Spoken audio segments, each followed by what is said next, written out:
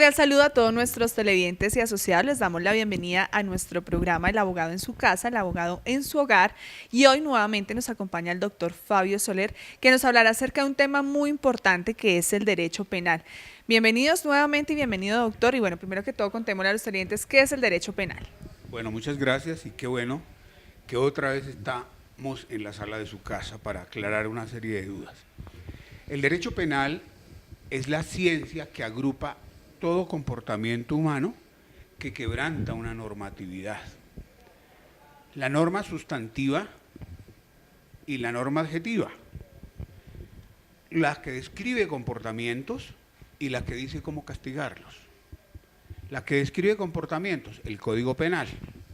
¿Qué comportamiento que exteriorice el ser humano en contra de alguien de manera voluntaria o involuntaria quebranta esa norma del Código de Procedimiento Penal? Entonces es aquella normatividad o aquella cita de comportamientos, aquella enumeración de comportamientos que transgreden la esfera personal, invaden la del vecino y quebranta la norma penal, y por eso será objeto de castigo.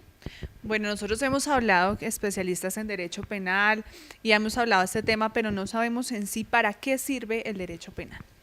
El derecho penal reprime con la fuerza de la ley el comportamiento agresor de cualquier ciudadano en contra de alguien, en particular de una colectividad o de un bien. Bueno, hablando de los delitos como tal, ¿qué pasa con una persona que comete un delito? Hay dos maneras, o casi tres maneras, de que la ley tenga conocimiento de un comportamiento que perjudica un interés particular o un interés general.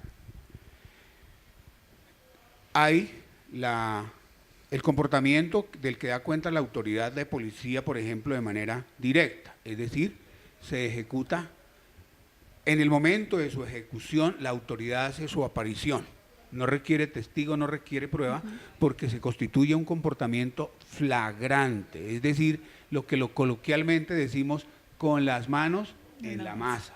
Eso es flagrancia en el derecho penal. Y con el informe del primer respondiente, es decir, de la autoridad que tuvo conocimiento de él, se elabora el proceso penal en contra. También es importante decir que cualquier ciudadano que tenga conocimiento directo de la comisión de un delito puede capturar, y el legislador le ha revestido de ciertas facultades para que capture en caso de flagrancia. Pues es un poco difícil por la idiosincrasia de nosotros los colombianos de no meternos donde no nos llaman, pero es que hay que ser solidarios. Bueno, siempre que hay un delito penal, ¿existe captura o cuáles son las diferentes formas de captura frente a esto? Decía la flagrancia por denuncia u oficiosa. Flagrancia con las manos en la masa. Juanita va y denuncia porque el muchacho que llega a la casa a visitar a su hija no lo quiere, no le gusta, es de malos hábitos, es de mal aspecto, etc. Y puede inventarse un comportamiento que está descrito como delictual en el Código Penal, que es que mi hija es menor de 14 años y este mucharejo me la manosea y yo no quiero. Esa es ya una denuncia. Y la autoridad respectiva llama al señor, o de acuerdo a la ilustración que dé la mamá de Juanita diciendo es que aquí viene, pueden entrar a su vivienda policía judicial y dice hágase detrás de esta reja, hágase detrás de esta cortina y espere que venga el muchacho a visitar a mi hija y verá cómo se comporta. Podría actuar la policía judicial y captura en flagrancia. Entonces tenemos dos factores, se dio la denuncia, por eso llegó la autoridad y en un proceso de acopio de prueba montan, comillas, el operativo para capturar en flagrancia al denunciado. La captura por denuncia simplemente a través de un proceso de investigación. Llegué de vacaciones y encontré que todos los vidrios de mi casa estaban rotos. ¿Quién? NN, no sabemos. Pero hay una denuncia contra persona indeterminada y que es trabajo de la Policía Judicial, es trabajo del CTI, es trabajo del órgano de investigación que la Fiscalía comisione, determinar cuál es el responsable de ese comportamiento en contra del bien privado. Y aquellas capturas que se dan en torno a una investigación como Proceso 8000, como el Miti-Miti, como el elefante que pasó por la ventana y nadie lo vio. Entonces se desarrolla un proceso investigativo a la sombra, en secreto, y van saliendo vinculaciones. Entonces el Estado, en la facultad que tiene a través de la Fiscalía General de la Nación, emite una orden de captura para determinado personaje. Bueno, ya tenemos la captura como tal. ¿Cómo se efectúa esta captura y qué procede después de esto? Bien. Hablemos entonces de una de las formas de captura, la más usual, que es la flagrancia. Cuando la persona es capturada en flagrancia, pues decía yo al comienzo, es poco lo que hay que probarle como razón suficiente para capturarlo. No se le está diciendo que es responsable de determinado comportamiento. Es un accionar preventivo de la autoridad para reprimir el delito o el posible delito. Entonces, la captura se da en flagrancia y repito, en este caso no se le está dando la calificación ya de responsable del comportamiento que se va a reprimir, sino de un posible autor, que hay elementos suficientes que podrían predicar la ocurrencia de un delito, entonces lo capturo preventivamente. La autoridad que lo captura tiene muy poco tiempo y la norma dice en el término de la distancia, que es desde el lugar donde es capturado hasta puesto a disposiciones del juez de garantía, que es el que va a determinar que sus derechos se están preservando. Derecho a la libre locomoción, derecho a la presunción de inocencia y derecho a ser puesto en el menor tiempo posible ante autoridad competente. Entonces, la policía que captura o el organismo de policía judicial que captura rinde un informe como primer respondiente. ¿Qué es eso? Es el primero que se dio cuenta de ese comportamiento.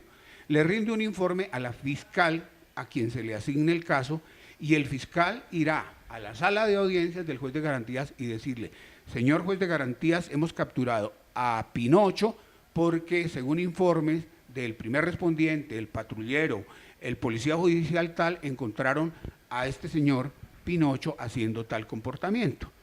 No se le golpeó, se le trajo en el término de la distancia y estamos dentro de las 36 horas que el legislador nos da para poner a disposición de usted. Solicito, señor juez, que se legalice la captura de este ciudadano. El juez de garantías, que es un juez constitucionalista, es un juez por excelencia respetuoso de los derechos fundamentales y de los derechos humanos, mirará si efectivamente lo que ha dicho la Fiscalía es cierto y entonces le impartirá legalización a esa captura. Y ahí viene el descontento general. Es que dejan en libertad a todos los delincuentes. Es que por más que un ciudadano quebrante la norma, tiene derechos. Y si esos derechos se le vulneran, pues es el juez de garantías el que vela por esos derechos y entonces dirá, como se le golpeó, como se demoró innecesariamente, como no se le informó el motivo de su captura,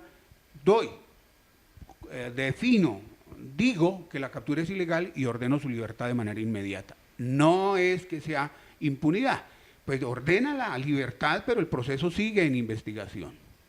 Bueno, muchas veces hablábamos precisamente de eso y las personas del común decimos, bueno, lo soltaron y no hicieron nada. Entonces ya nos lo aclaró el doctor Soler, que es precisamente porque no está legal esta captura. ¿Qué es la legalización de la captura como tal?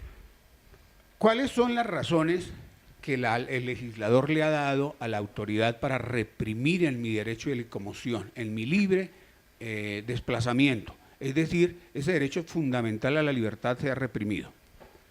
La flagrancia no tiene discusión, la denuncia, pues si hay suficientes elementos de prueba que permitan a futuro determinar que yo soy responsable de ese comportamiento por el cual se me captura, pues el juez debe encontrar en esencia estos tres elementos y repito sobre ellos, recabo sobre ellos, que había suficientes elementos para capturar. Llegó la persona afectada, la supuesta víctima, llama y en la respuesta inmediata de la policía llega tan oportuna que alcanzan a ver el despliegue de ese comportamiento hacia la víctima por parte de quien debe ser capturado. Entonces, él va a decir, yo cuando llegué vi que el señor levantaba el martillo y alcancé a ver cómo lo descargó en la cabeza. o con una vara, o con la tranca de la puerta, o a puñetazos. Vio, eso es lo que él va a informar. Y ese comportamiento que está dentro de los delitos contra la vida e integridad personal amerita orden de captura, amerita privación de la libertad, entonces el juez evalúa. Si lleváramos a juicio a este ciudadano, determináramos la pena, la individualizáramos, da que supera los 48 meses de privación de la libertad, luego amerita, como primera cosa, la privación preventiva, es preventiva de su libertad. 1, 2.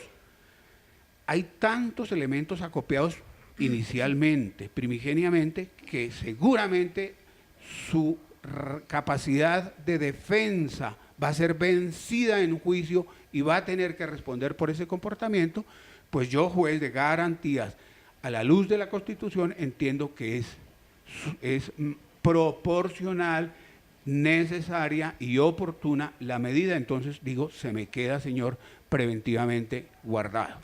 Doctor, pero siempre que hay una captura, ¿la persona va a quedar presa? Casi siempre. Decirle a la vecina cómo estás de gorda y horrible porque no hace dieta, ya es delito. Y como es delito, también podría ser objeto de represión de la libertad. Pero por eso el articulado pues, del Código Penal y del procedimiento penal han dicho cuáles comportamientos, de acuerdo a la dosificación punitiva, merecen la privación de la libertad. Ese piropo desubicado y desafortunado que he dicho contra mi vecina porque no la quiero, es delito, pero no amerita privación de la libertad.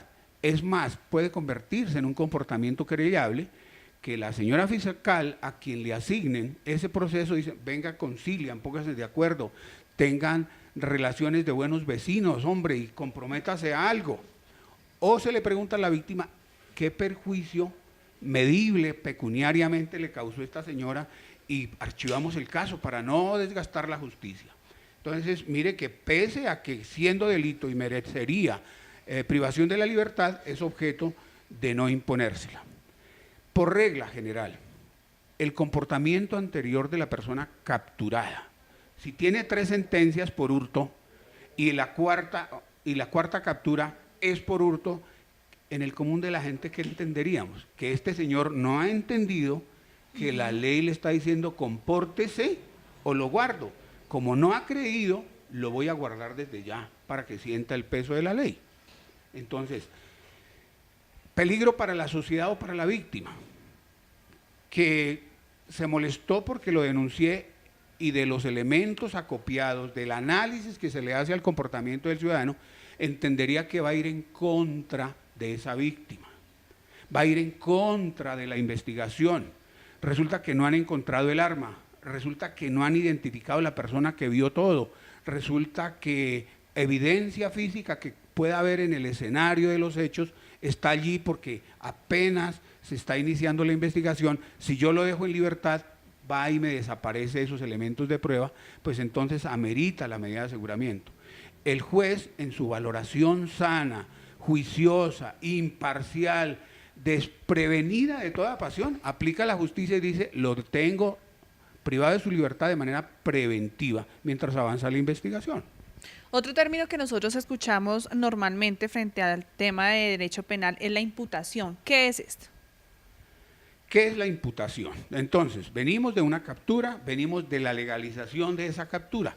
¿Qué sigue dentro de esas audiencias concentradas? La legalización de la captura. ¿Qué es una audiencia concentrada? Para el sistema penal acusatorio, una audiencia concentrada es aquella donde se desarrollan 3 actos que tienen que ver con la misma situación, pero son de naturaleza diferente. Legalización de captura, formulación de la imputación e imposición de medida de aseguramiento. Entonces, la imputación. La fiscal o el fiscal del caso le dirá al ciudadano en la sala de audiencias, frente al juez de garantías, don Perico Pérez, la Fiscalía General de la Nación ha encontrado por los elementos inicialmente recopilados que usted puede, óigase bien, puede ser responsable del delito de hurto calificado y agravado. En consecuencia, le pregunta a la Fiscalía si tiene intención de acudir a algún beneficio o algún mecanismo que le permita reducir su pena, o qué quiere manifestar. No tengo más que decir, señor juez. Entonces el juez hace uso de la palabra como presidente de la audiencia y le pregunta al ciudadano: ¿entendió lo que le dijeron? ¿Entendió que quebrantó el Código Penal en su artículo 10, 30, 400, 350? Sí lo entendió. Pregunta: ¿cómo se declara? ¿Inocente o culpable? No, yo que voy a aceptar cargos. No, yo no fui. Ah, bueno, señor. Listo. Termina el primer tramo de las audiencias. Bueno, nosotros vamos a un pequeño corte de comerciales y ya regresamos más para conocer acerca del tema de derecho penal, hoy con nuestro invitado, el doctor Fabio Soler.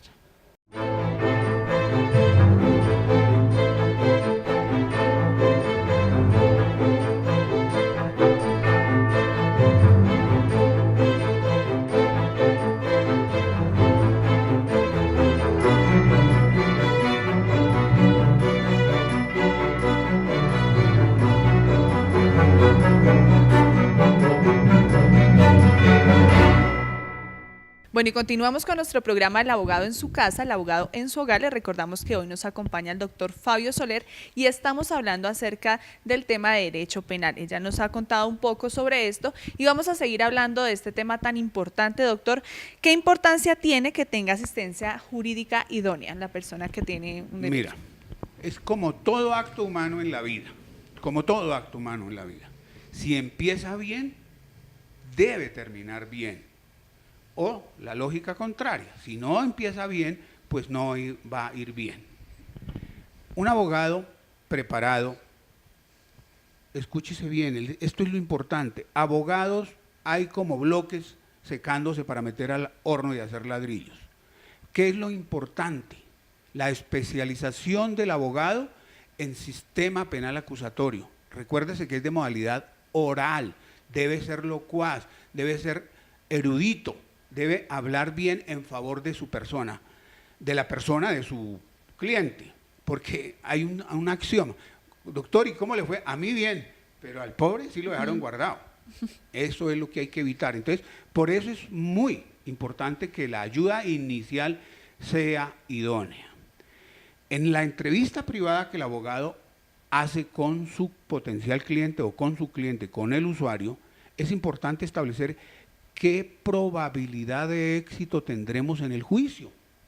Y entonces digo, coloquialmente, me doy la pela y voy a probarle al juez que usted es inocente. Pero el abogado es simplemente el mecanismo mediante el cual el juez aprenderá por sus propios sentidos lo que yo transmito en favor de mi asistido como mecanismo de defensa. Que no fue, que habían muchos que no lo pudieron identificar, que estaba la luz apagada. ¿Cómo van a decir? No, es que como de toda la vida le ha tenido bronca, eso no es suficiente para que le imputen un delito. Entonces, de allí es importante que el abogado tenga esa visión, tenga una disciplina de criminalística y vea cuáles comportamientos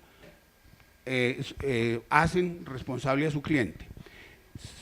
Y asimismo, en el momento de la imputación, de acuerdo a la evaluación que se haya hecho con el usuario, o con el cliente, o con el privado de la libertad, digamos, bueno, dígame una cosa: ¿qué es esto? ¿Qué es esto? ¿Qué es esto? ¿Y por qué pasó esto? ¿Y por qué pasó aquello? Dice: no, hermano, la embarré, se me fueron las luces, qué pena. Hermano, mi consejo: busquemos el mecanismo que nos permita encontrar la reducción de pena más alta posible ante la imposibilidad de probar su inocencia. Si yo no sé esa oportunidad que se da, si no la conozco, que es allí donde me dan hasta el 50%, pues lo dejo ir adelante y entonces ya le dan el 10, ya le dan el 5 o le dan 3 días. Mire lo importante de la capacitación técnica. Y que haya un amplio conocimiento de lo que es el desarrollo del sistema penal acusatorio. Es un sistema 100% oral. El recaudo de elementos materiales probatorios, otra costumbre, una costumbre, y se han perdido perlas valiosísimas de una defensa. Es que yo en mi teléfono tengo el video y las pruebas y las fotos, y mírelo. Error, error, porque se pierde el principio de mismicidad. ¿Qué quiere decir eso? Que esa foto que está en mi teléfono privado solamente se vio una sola vez, la que yo vi en el visor en el momento de tomarla. Eso genera, cada vez que yo abro en mi teléfono celular, el audio o la imagen deja una huella electrónica, que perfectamente es simplemente la curiosidad para verla u oírla o para editarla. Entonces, cuando yo lleve como medio de prueba ante el juez y contrastárselo a la fiscalía, el fiscal va a decir: déjeme ver cadena de custodia, déjeme ver el principio de mismicidad o mismidad del elemento material con el que me está enrostrando. Y perfectamente me dice: señor juez, de los análisis técnicos que le hemos hecho a la prueba que la defensa presenta, carecen de idoneidad porque ha sido posiblemente manipulada. ¿Y por qué? Porque fue consultada 40 veces, porque fue abierta 40 veces, porque fue abierta, fue vista, fue visualizada 5 veces. Luego, si lo tiene, déjelo ahí, que habrá que ir al juez de garantías y decirle: señor juez, solicito que se me autorice a entrar a la memoria de mi medio privado para que se sustraiga la información que hay ya, y a través del informe de ese policía que lo haga o de ese técnico que lo haga, yo la pueda presentar y no me la tilden de modificada. Bueno, hablando ya del juicio como tal, ¿cómo se desarrolla un juicio en este caso, doctor? Muy bien. Entonces ya hicimos las audiencias concentradas, legalización de captura, formulación de imputación y medida de aseguramiento. Primera etapa fenecida. Segunda etapa, 30, 60, 90 días después, depende del número de personas capturadas, viene la audiencia de conciliación, de acusación. Excúsenme, quería decir, pero es que a mí no me dejan hablar, abogado, pues usted no hizo nada porque a mí no me dejan hablar. Señor, es un acto de comunicación del Estado a través de la Fiscalía con la presencia del juez, y usted no puede hablar. Lo que tenía que hablar era decir su nombre, su número de identificación y su domicilio, y quédese callado de ahí hasta que ya le diga cuándo puede hablar. Viene la acusación, se da agotada la etapa preliminar del juicio, viene la audiencia de acusación. En la audiencia de acusación vuelve a tener relevante importancia la asistencia técnica idónea. La Fiscalía General de la Nación en ese punto nos hará el descubrimiento probatorio de todo lo que tiene para demostrarle al juez que yo soy responsable de ese comportamiento que ya se me imputó. Si yo no sé manejar la prueba, sí, y le dije sí a todo lo que la Fiscalía presentó, pues qué posibilidad de éxito voy a tener en el juicio si todas las pruebas van. Vean lo importante de la ayuda técnica e idónea del abogado. Entonces, la audiencia de acusación es otro acto de comunicación. El que está sentado ahí con su abogado lo único que puede decir es: ¿dónde vivo? ¿Cómo me llamo? ¿Cuántos años tengo? Y si soy casado, soy soltero, y nada más. Los generales de ley, y otra vez, quédese callado. Es una audiencia de 10 minutos y hasta luego. Bueno, ¿en qué momento se dicta la sentencia para la persona acusada? Bueno, viene la audiencia de acusación. Entonces, la Fiscalía General de la Nación, dicho en recuento, descubre qué es lo que va a hacer valer en contra mía y me entrega copia de todo eso. La siguiente audiencia, yo ya tengo todo el material de prueba con que la Fiscalía, y ojo, se llaman elementos materiales probatorios, no son pruebas, elementos materiales probatorios. Entonces yo me alisto, yo me preparo con mi asistido y le digo: bueno, Chino, mire, nos tienen un video, nos tienen una grabación, nos tienen 5 testimonios y nos tienen las grabaciones del canal de Aprecus, porque en esa cuadra hay cámara. ¿Cómo la ve? Ah, no, listo, doctor, no hay problema. Entonces, preparémonos. La siguiente audiencia, que es la audiencia preparatoria, allí sí habla la defensa en favor de su asistido y con qué elementos y con qué personas y con qué medios va a hacer valer su presunción de inocencia. ¿Cómo va a contrarrestar la prueba A de Fiscalía con la prueba A de defensa? Esa es la ventaja de la defensa idónea, preparada. Pues yo debo decirlo, yo tengo 25 años en el ejercicio del derecho penal como defensor público. Soy pionero del sistema penal acusatorio. Cuando la empresa norteamericana Checkin venía a dictar las capacitaciones antes de que arrancara el proceso penal en Colombia, yo estaba en esas capacitaciones. Después de haberlas recibido y antes de que arrancara el sistema penal acusatorio, yo hacía réplicas en el país a través de la Defensoría para compañeros que necesitaban prepararse en el sistema penal acusatorio. Entonces, por eso mis pesadillas son recitar esto, porque lo llevo haciendo 20 años. Y hay muchos abogados, indudablemente cantidad de abogados idóneos, prestigiosísimos y buenos, pero cuidado con la confianza, que es la que mató al gato. Doctor, otro de los temas que uno escucha comúnmente frente al tema de derecho penal es el incidente de reparación. ¿Qué es esto? Bueno, pero la doctora Daisy, pues ya se me volvió abogada y me está llevando a la sentencia, pero me falta el juicio. Bueno, cuéntenos del juicio entonces. Audiencia preparatoria, ya tanto fiscalía, o sea, el ente acusador, como la defensa, tienen las cartas del naipe repartidas y viene el juego. Terminada la audiencia preparatoria donde la defensa hace el descubrimiento probatorio, el juez vuelve y cita, ahora sí, para la instalación del juicio propiamente dicho. Y empieza, esta es una premisa importante y hay que hacerla valer en todo juicio. La defensa, el procesado, siempre hablan de últimas. Esto es muy importante, siempre hablan de últimas, porque es el último mensaje que va a quedar en el oído del juez. Pero si yo intervengo y hasta ahí, y dejo intervenir la fiscalía y me quedo callado, se va a quedar con la idea de la fiscalía nomás. Esto es importante y son gajes de oficio, no lo dice el código, es una premisa general. La defensa siempre hablará de últimas, pero ¿cuál es la importancia? Esa que yo le estoy diciendo. El último mensaje que quedó en el oído del juez de pronto incidirá, de pronto influirá en la decisión que él deba tomar respecto de mi caso.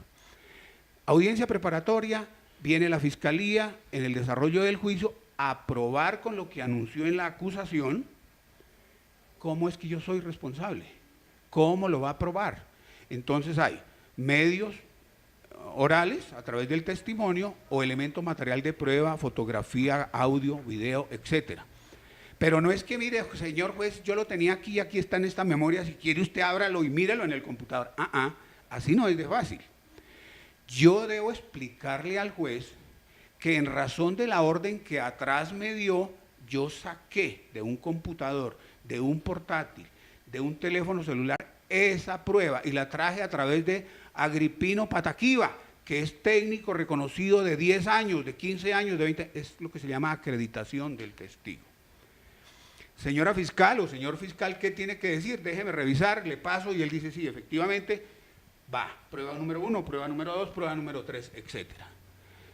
Juanita, ¿por qué está ahí sentado? No es que como esa mañana nos fuimos a clase, yo estoy en décimo, o sea que yo ya tengo como 18 años, ya voy a cumplir los 18, y entonces mi compañera dijo que cuando el señor juez, objeción, me dijo mi compañera, no es testigo de nada, le contaron, y en el sistema penal acusatorio no va el testigo de oídas.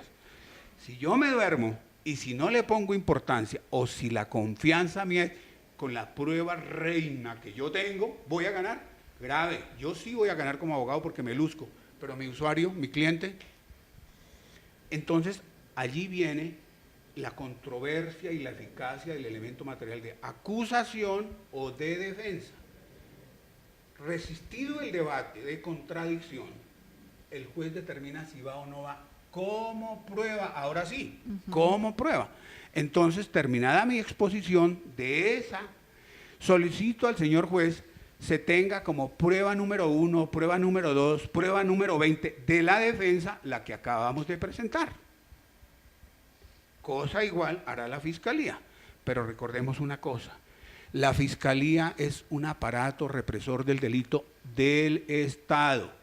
Tienen motos, tienen carros, tienen aviones, tienen mucha gente. El común de la gente a duras penas monta en una bicicleta que le dejó el bisabuelo. Entonces, la capacidad de investigación del Estado es mayor la atención que yo debo tener, porque es que el copy-paste en las investigaciones penales también se da.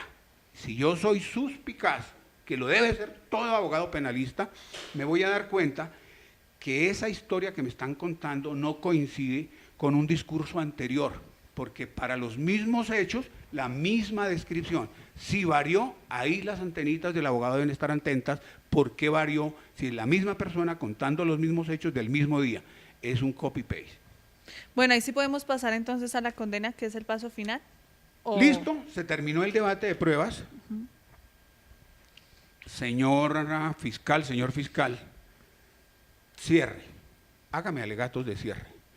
Como la Fiscalía General de la Nación probó con suficiencia que Perico Pérez es el responsable de, y lo vimos a través del testimonio del técnico, lo vimos a través del video que se legalizó y que obra como prueba número 3 de la Fiscalía, solicito condena de 20 años para el señor. Señor defensor, cierre su caso con su alegato.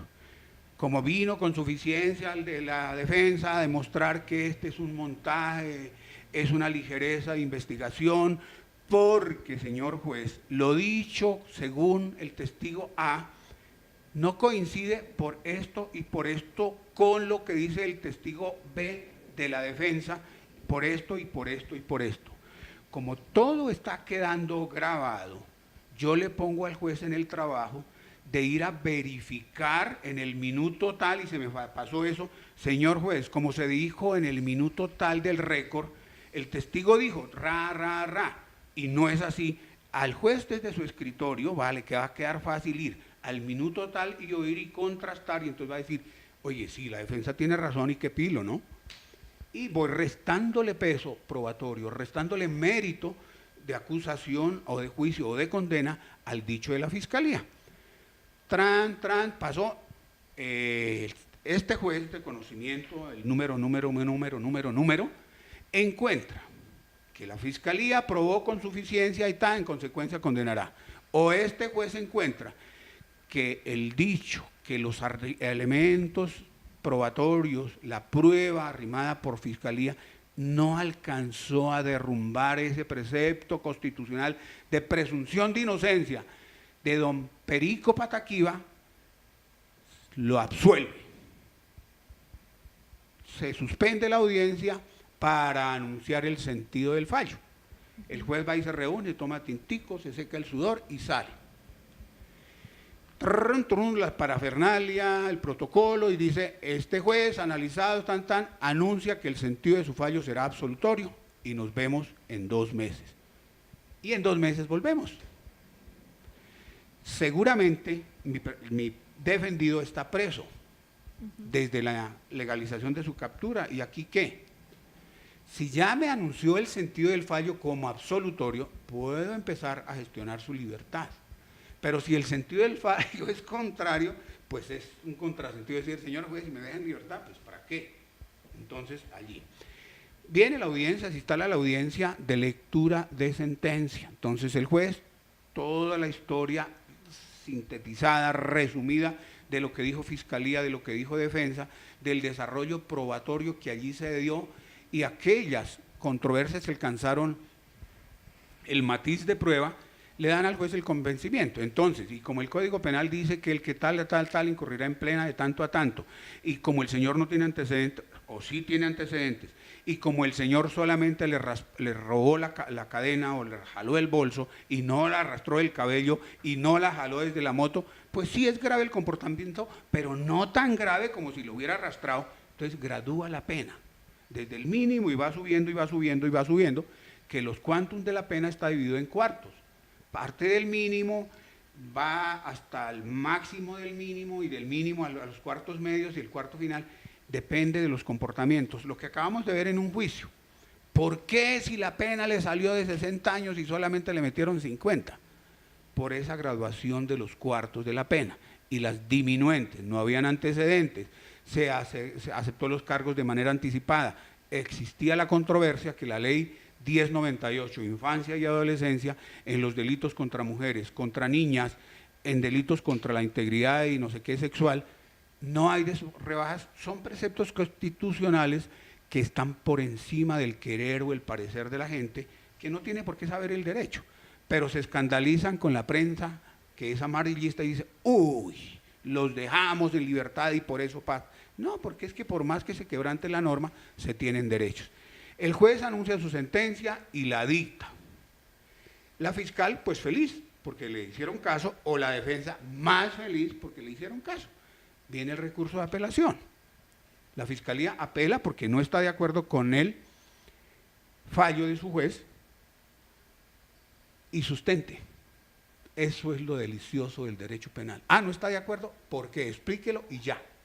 Antes era escritural, yo me iba para la casa, esa noche me tomaba 2 de whisky, al día siguiente empezaba a trabajar y en 1 o 2 meses me estaban citando para que presentara un escrito de apelación, luego el esfuerzo era mínimo. Acá es aquí y ahora, y habladito, por favor. O igual la defensa, ¿por qué se debe mantener la absolución? Ah, no, estoy feliz, señor juez, muchas gracias. No, la fiscalía hizo su réplica contra la sentencia absolutoria. ¿Por qué se debe mantener la absolución? Como réplica de la defensa. Yo no puedo dejar ir a la fiscalía solita con sus argumentos porque uno no sabe. Bueno, doctor, nos hemos dado cuenta que este es un tema muy amplio y también interesante para todos nuestros televidentes y para las personas que nos siguen en las redes sociales. Para aquellas personas que quieran conocerlo más, que quieran tener un especialista en derecho penal, ¿a dónde se pueden comunicar? Bien, es importante que el abogado sepa sistema penal acusatorio. Las universidades producen abogados como ladrillos, pero no todos se especializan. El ser abogado no es garantía de defensa. Las especializaciones, la trayectoria, el desempeño, esas sí que son garantías de que va a ser asistido idóneamente. Yo, con modestia, les ofrezco mis servicios que los considero altísimamente calificados. Soy especializado en sistema penal acusatorio y criminalística en la Universidad de la Unión Europea y además acá en la Universidad Javeriana. Pero mis hechos hablan por sí mismos y hablan por mí. Entonces yo los puedo atender en la carrera séptima, 363, oficina 219 del Centro de Negocios Casa de los Virreyes, o al teléfono 319-275-2401. Y si es muy reservado el asunto y prefiere que se mantenga en reserva, pueden escribirme a mi correo electrónico fabiosolerdefensor@gmail.com y allí a través de ese medio manejamos la defensa que quiera usted que se adelante en su favor. Doctor, muchas gracias por estar con nosotros en nuestro programa El Abogado en su Casa, El Abogado en su Hogar, y también muchas gracias a todos nuestros televidentes que nos siguen con los diferentes temas que nos ayudan a resolver las inquietudes de los invitados que siempre tenemos día a día. Ustedes continúen con toda nuestra programación y recuerden que también nos pueden enviar sus dudas al 851-6089.